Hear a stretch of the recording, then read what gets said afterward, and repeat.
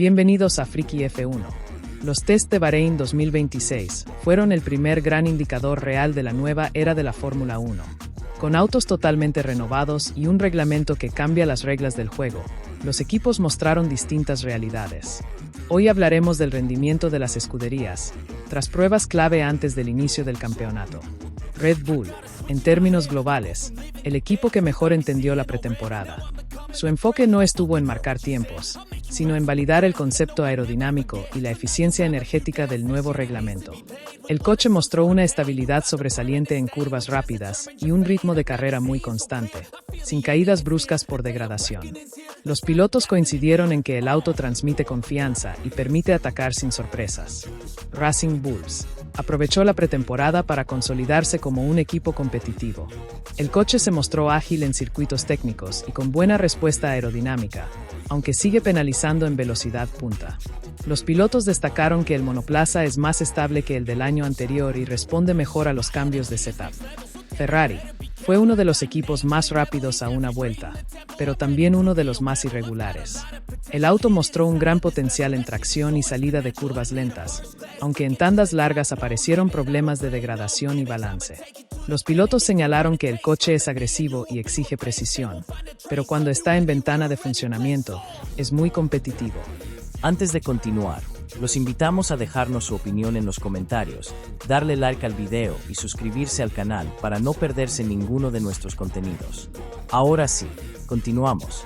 Mercedes encaró la pretemporada con un enfoque claramente técnico y conservador.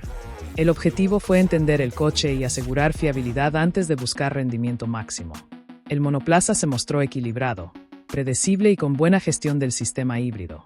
Los pilotos destacaron una mejora clara en sensaciones respecto a años anteriores. McLaren fue una de las grandes revelaciones de la pretemporada.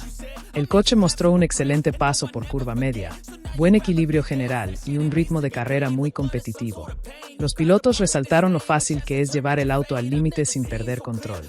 McLaren parece haber interpretado muy bien el reglamento 2026, especialmente en aerodinámica. Alpine vivió una pretemporada de construcción más que de impacto. El coche comenzó con dificultades, pero fue mejorando sesión tras sesión, especialmente en estabilidad y ritmo de carrera. Los pilotos admitieron que todavía falta rendimiento, aunque destacaron que el auto es más comprensible y menos impredecible. La pretemporada dejó señales de progreso, aunque aún lejos de los equipos punteros. Aston Martin tuvo una pretemporada discreta y sin grandes titulares.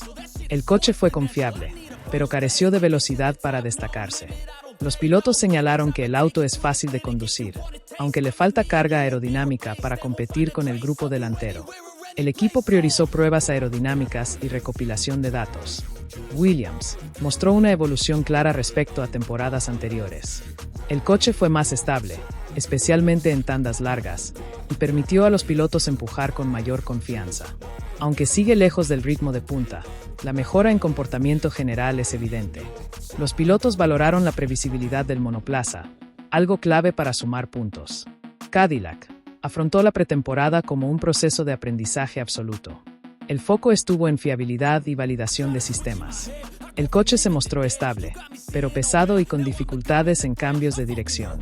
Los pilotos destacaron que es un auto noble y predecible, una base clave para un equipo debutante. Haas tuvo una pretemporada sólida y sin errores graves. El coche mostró mejoras claras en estabilidad y en gestión de neumáticos, uno de sus puntos débiles históricos. Los pilotos remarcaron que el monoplaza es más consistente y menos impredecible. No hubo velocidad destacada, pero sí un paso adelante en fiabilidad. Audi dejó una imagen muy seria y estructurada durante la pretemporada. El coche no fue explosivo, pero sí constante y bien equilibrado. Los pilotos destacaron el balance general y la progresión diaria, aunque admitieron que el motor aún necesita desarrollo.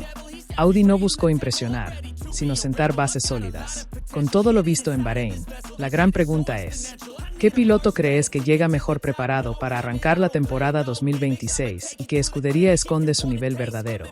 Déjanos tu opinión en los comentarios y suscríbete ahora a Friki F1 para enterarte las últimas novedades de la Fórmula 1.